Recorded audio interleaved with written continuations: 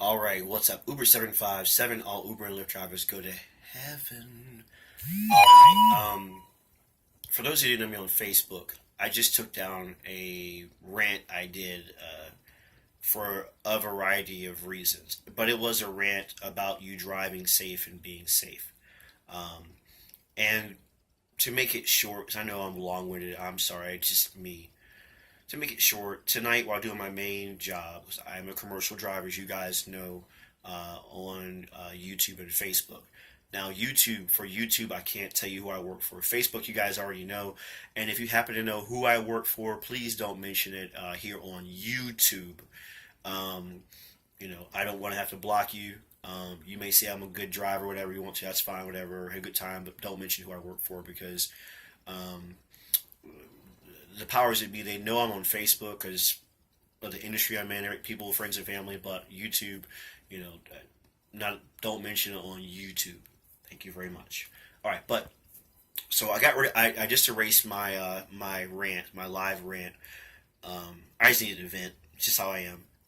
But basically, it's about driving safe. Tonight, while doing my main job as a commercial driver, I saw multiple accidents that were so silly and didn't make any sense. Single car accident, and one double car accident, and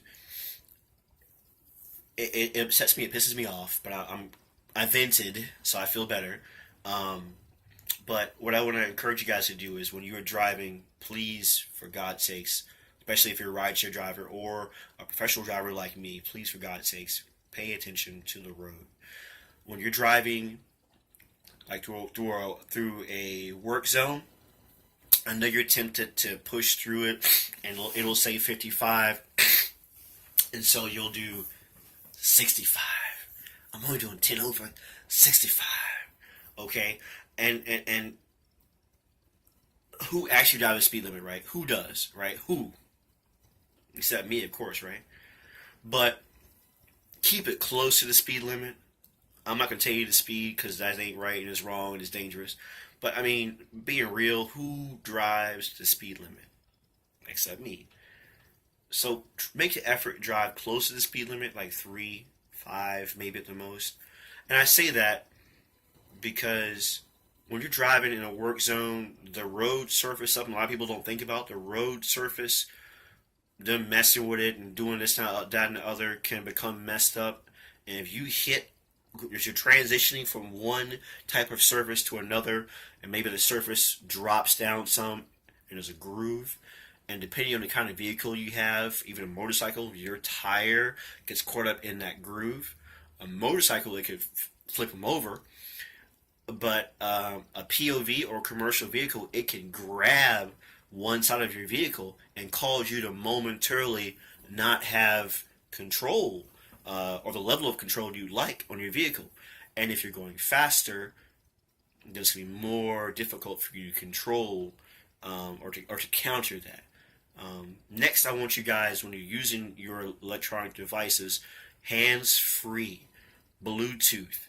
Make sure it's mounted, mounted onto a phone holder or some kind of other secure holder for safety. A lot of states require it. I know Virginia hasn't gotten there yet with a lot of stuff, but just we still know it's safe in Virginia, so just do it. Another thing is, look, again, I'm a commercial driver, and sometimes I have, over 50 distractions, and I mean that in a positive way.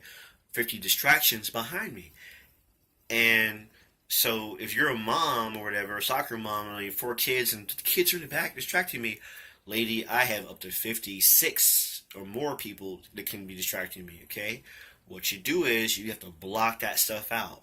If those kids are bad, you wait till you get to a safe place, safely pull over in a safe place, and you deal with that stuff there off of the road, in a safe place, safe, and you deal with that stuff. You squash that stuff, and then you proceed on down the road, because that can distract you too. When you're going through a work zone too, keep in mind, watch out for the workers. You know what I mean? They're trained to be safe, but I've been through work zones, and as a former CB, where the backhoe operator got the damn backhoe in the travel lane, ain't realizing it. But I realized it because I was paying attention. I rolled right up to it and said, psst, psst. And then they heard my air brake go, and they go, oh shit, I got the backhoe in the travel lane. Maybe I should move my backhoe. You know, stuff like that. If I wasn't paying attention, yeah, it wouldn't be good. I might not be here, actually. But I mean, you got to look at these things when you're going down the road. The key to pay attention. You get a text message when you're driving rideshare, right? When I get a text message, if I'm moving, I don't answer it. I don't look at it. Sometimes I don't look at it till I get there, and then I'll look at it, and the customer will be like, "Well, I sent you a text," and I'll be like, "Yeah, you did, but see, I'm driving. It's illegal for me to check that text." And usually that shuts them up.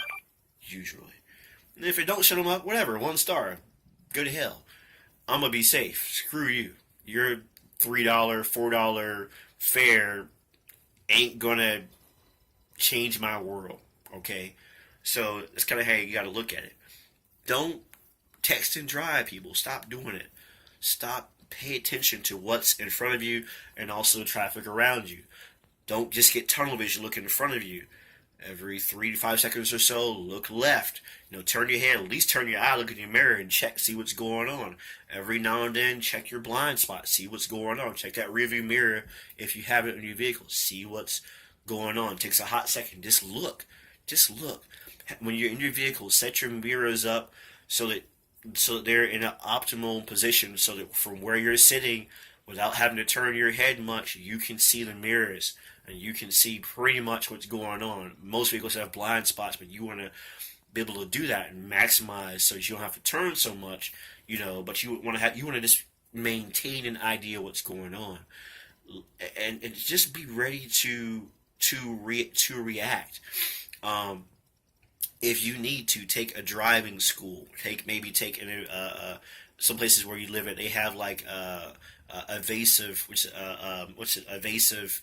Is the word evasive? Evasive driving schools. I think I'm saying the right word. Where you can learn how to be a better driver in like unforeseen situations. Now, some of that stuff can go into more tactical stuff. You don't necessarily need all that, but I mean, the basic stuff. Go to those schools, get that training. It'll help you make you a better driver. I'm starting to go way over, but getting proper rest at night.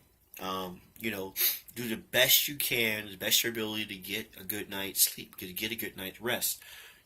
Put your cell phone on silent.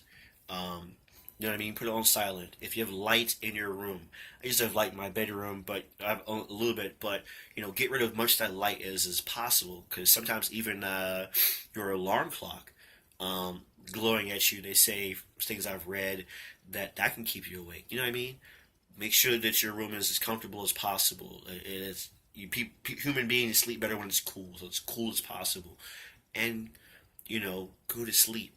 You know what I mean? Don't go to bed hungry, but they say, you shouldn't go to bed either after you just ate, So just get rest, And if you work as a commercial driver, or you work as a rideshare driver, or both, and you're just getting dead dog burnt out tired, you need to approach your supervisors, if you're a commercial driver, in a professional manner, and let them know. And take some time off. It'll cost you some money, but safety. You can't spend that money if you're dead. You can't have friends with your friend and family if you're dead. You're going to that booty call. You can't get to that booty call if you're dead. Somebody else will get that booty. And I'm being real. He said booty. I'm being real. Some of y'all be speeding like bats out of hell. I know what you're doing.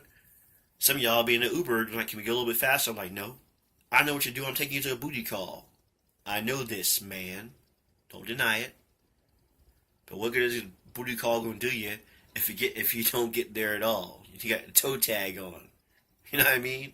You get no booty. You get a toe tag. You get dead. Anyway, that's just my little rant. Trying to keep it under 10 minutes. Please like, comment, subscribe, sign up for Uber and Lyft. Referral bonuses available with my referral codes in the description in most areas. Usually a minimum of $100, but it can be over $1,000 depending on where you live. Be safe.